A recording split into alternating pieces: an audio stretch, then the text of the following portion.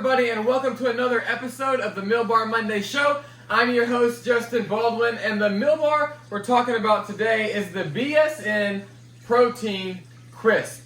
Now, if you're in the fitness world at all, and really for any length of time, you've no doubt heard of BSN. They're a pretty big player in this space, so I was really interested in seeing what their protein bar contained, because they have supplements from protein powder to pre-workout to everything in between. So I was really interested to see what they decided to put in their protein bar. So let's get right into it. The first ingredient is milk protein blend. That's whey protein concentrate, whey protein isolate, and milk protein concentrate. No big deal. The next thing is isomaltol oligosaccharide. Yeah, no, that's literally right here.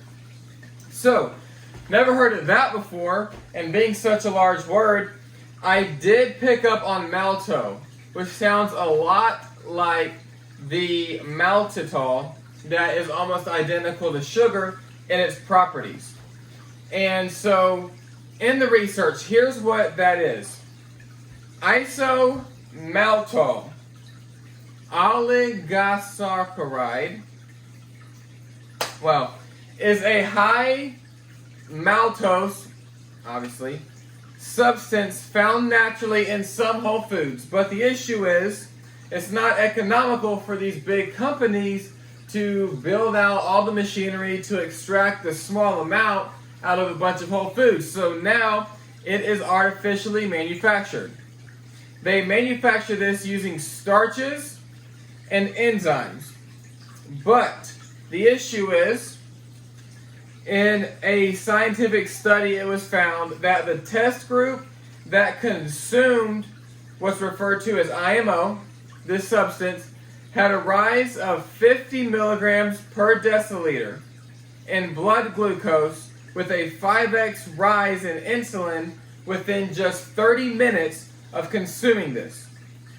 Also, it's not digestible because our body doesn't naturally produce the enzyme necessary to break it down. So it gets fermented, it goes right through the small intestine, doesn't get digested, and then it ferments.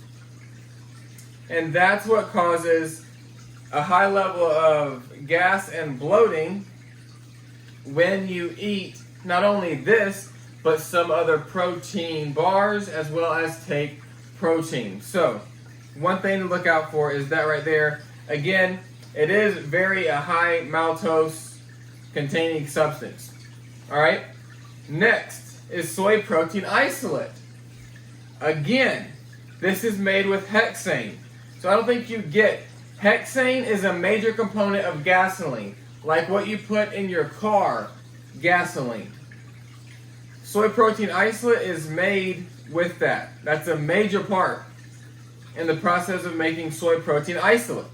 Okay? Also, they use acid water in this process of making this soy protein isolate. Alright? The residue left behind contains metals and hexane, which is in gasoline, contact cement, paint, spray adhesives, and staining and stain removers. Those things contain the same metals and hexane that are used to make soy protein isolate, which inevitably will be left behind in the final product. Then you have vegetable oil glycerin. What is that? Vegetable oil glycerin is made from plant oil, obviously by the name, but it was first discovered by heating up olive oil and lead monoxide.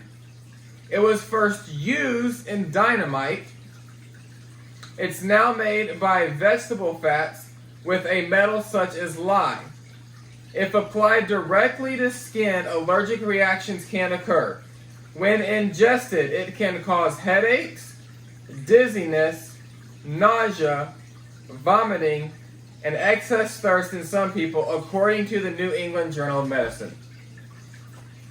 That is in here, as well as a lot of other things you're consuming without ever thinking about it. Next is polydextrose, which is a chemical compound made from glucose and starch. Then you have what's called tapioca starch. Luckily, that's just a starch extracted from the cassava plant. Then you have soy lecithin, which is made from genetically modified soy, and it's made using hexane again. Also, it's occasionally bleached with hydrogen peroxide, and because of the manufacturing process, pesticides end up being in the final product of soy lecithin as well. Then you have sucralose. That's made from sugar where 3 hydrogen oxygen atoms are replaced with 3 chlorine atoms. Then you have red 40. And at the base level, red 40, all you have to do is Google it, but it's made from either petroleum or coal. And it's in here. Okay. Then you have what's called tocopherols. And that is basically a starch and vitamin E extracted from vegetable oil using alkaline metals again. And then you have sunflower lecithin. Now here's what here's what I don't understand. So sunflower lecithin is simply made by pressing and crushing the gel that comes from sunflowers. There's no acid involved, there's nothing like that. Literally like you make olive oil, that's how you make the lecithin, and then it is just dried. I don't know why they have to, when they make soy lecithin, that all that terrible process is used. It must be a lot harder to separate the lecithin from the soy bean, but needless to say, all of that is in here. So, the question is, should you consume BSN protein crisps? That is up to you. But at least, now you know. I'll see you next week.